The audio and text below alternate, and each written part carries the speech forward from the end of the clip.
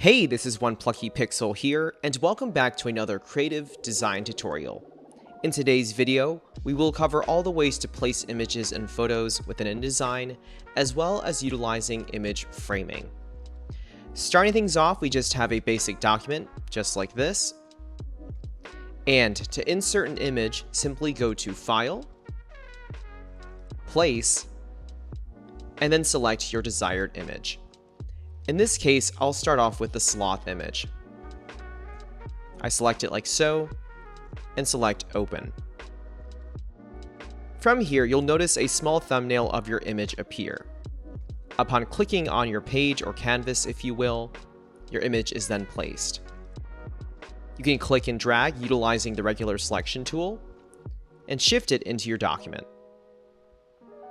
Now, of course, zooming on out, this is a really large image. Too large for our page. In order to scale down your image, go to the free transform tool over here. And upon selecting it, we can simply click, hold shift, and drag to scale down.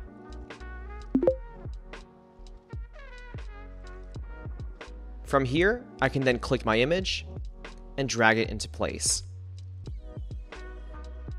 Now, currently, zooming into our document, I do enjoy the current size of our image. However, we do have a lot of excess going off the page. Utilizing the regular selection tool, just like so, we can now adjust the frame of our image. For example, if I click on the side over here, clicking and dragging on the side of my image, I can then crop it. Once more, same thing on the right side, and same thing towards the bottom as well. As a quick note, the selection tool should be used to move images or adjust the framing accordingly.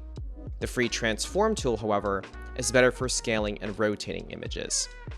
Moving forward, let's say this image is a bit too tall for our document. I can go ahead and select it, and once more click and drag to adjust the framing. Right about here is good. However, our sloth is a little too cropped out for my taste. In this instance, if you want to keep the framing but adjust the image within it, simply click on your image and double click once more. From here, when we see the orange bounding box, this is now showing that our image within our frame is now active. From here, shift gears to the free transform tool,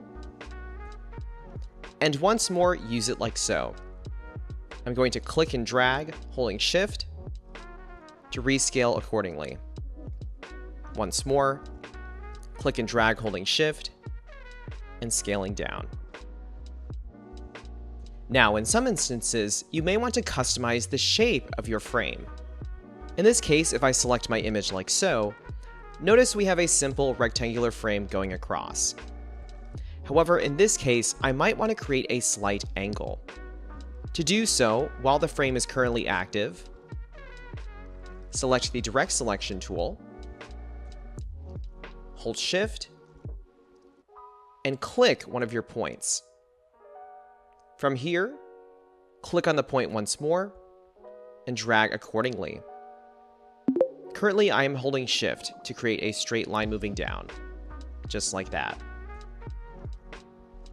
I could do the same thing here as well. Click, and move accordingly, just like that. Furthermore, you can also add additional points and even angles to these shapes. For example, I'm going to navigate over to my pen tool over here. I'm going to click and hold, and in this case, select the Add Anchor Point tool. For instance, I can add an anchor point right here, clicking and adding it like so. There's point number 1, and perhaps another point right about here, point number 2. From here, I can then utilize the direct selection tool, click, and reposition my point.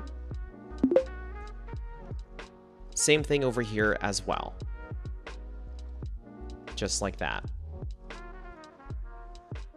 Of course, I can also delete points if needed, utilizing the pen tool once more. Click and hold and select the Delete Anchor Point tool. Simply click on your point, and there it is, deleted. Personally, I actually liked both points that I added. I'm going to utilize Command or Control Z and bring it back, and instead add a little bit of curvature. I'm going to click and hold on the pen tool and select Convert Direction Point tool. This is going to allow us to add curves to these points. For example, if I click on the point over here, I'm going to click, drag, and create some handles to utilize. Same process over here. Click on the desired point and drag your mouse accordingly. From here, I can utilize the current tool to adjust individual handles like this, or I can utilize my direct selection tool, like so.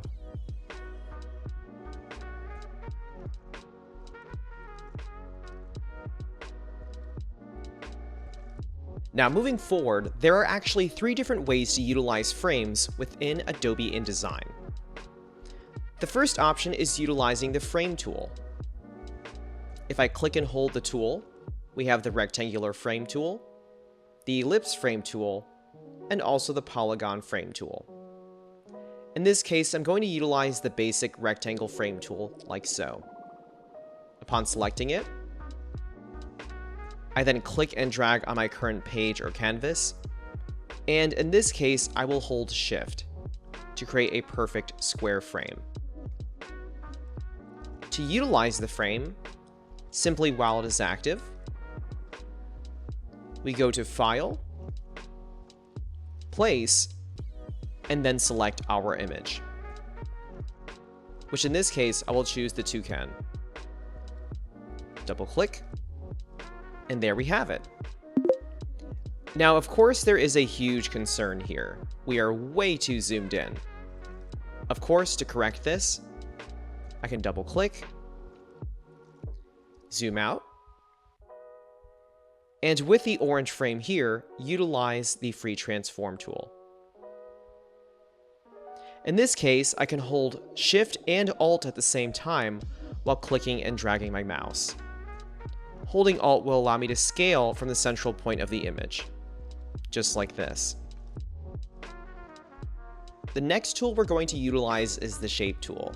The Shape tool is inherently a lot like the Frame tool and has very similar options. For example, if I click and hold the Shape tool over here, we have the Rectangle tool, Ellipse tool, and also the Polygon tool. In this case, I'm going to utilize the Polygon tool like so. I'm going to click the option, move my cursor to my page or canvas, and click accordingly. From here, I can enter my values. I'm going to utilize a width of 2 inches and a height of 3 inches. In this case, I do want a triangle, so I will leave 3 sides just like so. If you would like to create more of a star shape, definitely add a value in this box over here. However, I don't need to do so currently. I'll go ahead and select OK. And from here, I have my triangle. I'm going to utilize my regular selection tool. And from here, move it into position. Just like this. And for good measure, I can click, hold Shift, and scale it up accordingly. From here, while it is active, all I have to do is go to File, Place, and select my image, which in this case, I will use the orangutan. Once more, double click, and there is my image. Now, previously, I manually adjusted the image within the frame in this option and this option. However, there are additional methods that can make this process a lot more effective. For example, I can right-click on my object, select fitting, and in this case, I want to fill the frame proportionately. This is going to help to automatically scale down my image to fit my frame. And there we have it. Now, of course, as you can see, by right-clicking and selecting fitting, there are several options that can be useful to fit your content, or rather fit your image within the frame. Definitely feel free to explore these accordingly based on your current needs. With that being said, you can still utilize the previous method to make more manual adjustments. For example, I can still double-click, utilize the free transform tool, and from here, zoom in just a little bit more if I would like. I could also reposition my image like this, and even rotate it a bit, just like so. Now, our final method will utilize the pen tool. Going back over to our toolbar over here, select the pen tool accordingly, and from here begin placing points. I'm going to create a small trapezoidal shape for our last image. I'll go ahead and place down a point. I'm going to hold shift and place down a point over here. Let's do a point roughly over here, holding shift, placing a point here, and then of course enclosing our shape just like this. Now I do want to note that all the tools that you see over here, if I click and hold on the pen tool, we have the add anchor point tool, delete anchor point tool, and of course the convert direction point tool. These will all apply to our shape if we need to make further edits. Additionally, I can also utilize the direct selection tool, just in case I need to shift any of the points accordingly. Clicking on a point, in my case holding shift, and moving it down. From here, selecting the regular selection tool, I can then select File, Place, and double-click on my final image, just like that. Once more, to make things easier, I right-click, select Fitting, and select Fill Frame Proportionally, just like that. As always, you can still make manual adjustments. I'll go ahead and double-click my image, click on the free transform tool, and just like always, rescaling and moving accordingly. Overall, this is just a quick overview of how to place images into InDesign, as well as how to use different framing options within the program. Certainly stay tuned for more advanced techniques coming your way soon. Of course, if you have any questions, please feel free to reach out in the comments section below, and I hope to see you in the next video. As always, thank you so much for watching.